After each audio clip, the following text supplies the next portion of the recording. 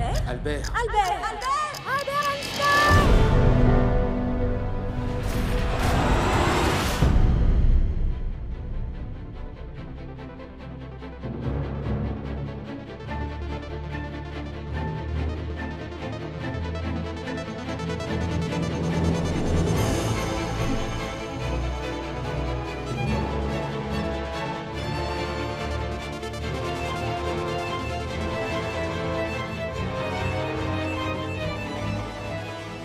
Je suis en retard pour mon cours.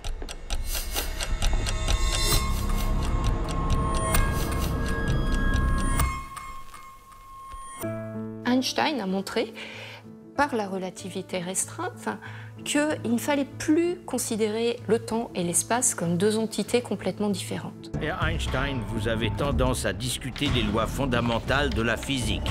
C'est faux. Nous, dans notre vie quotidienne, on a l'habitude de considérer l'espace, les trois dimensions de l'espace, comme étant un tout.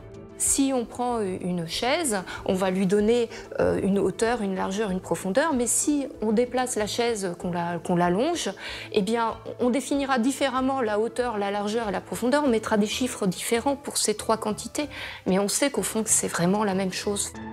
Du reste, pour nous, physiciens dans l'âme, la distinction entre le passé, le présent et le futur n'est pas moins qu'une persistante illusion.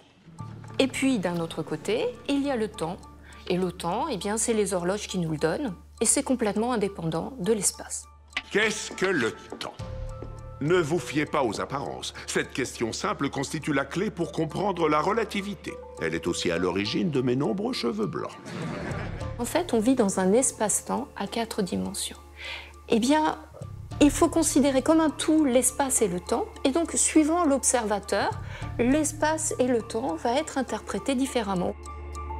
Ce qui fait qu'il y a une unité entre temps et espace qui nécessite un lien entre les deux, parce que le temps et l'espace, c'est fondamentalement différent. Et ce lien entre l'espace et le temps, c'est une vitesse.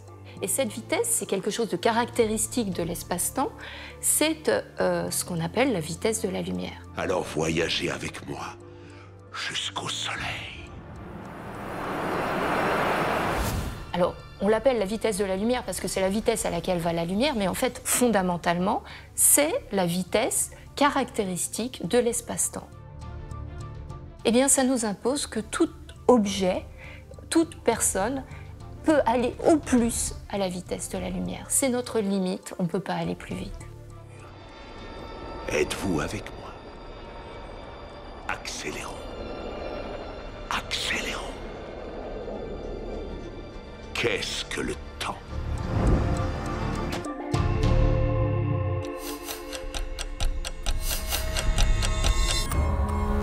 Monsieur Einstein, quand vous aurez cessé de vous plonger dans la contemplation du cosmos, vous voudrez bien résoudre cette équation?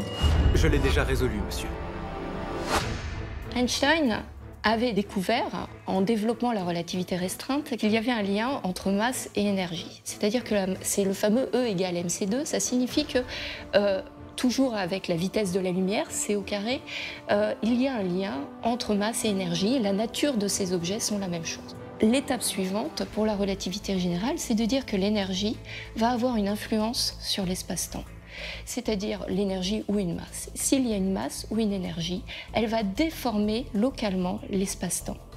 Quand on se déplace, par exemple, aux environs d'une masse, eh bien, on va subir le fait que cet espace-temps est courbé par la présence de cette masse ou de cette énergie. C'est du génie.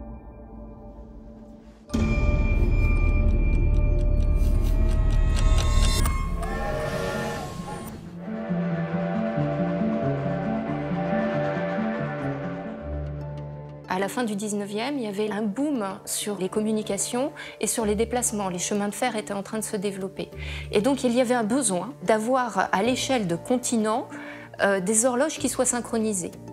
C'est vraiment par cette approche qu'il est arrivé à se poser la question, mais que signifient deux horloges qui sont synchronisées? Il a abouti au fait que c'était quelque chose d'extrêmement difficile, que la simultanéité était quelque chose de relatif, et qu'il fallait donc définir des protocoles pour que ces horloges se mettent à la même heure d'une certaine façon.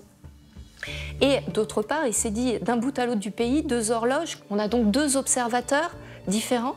Comment on peut vérifier que le temps est le même pour ces 2 observateurs? Et le seul moyen, c'est d'utiliser les signaux hertziens, c'est-à-dire des signaux qui vont à la vitesse de la lumière.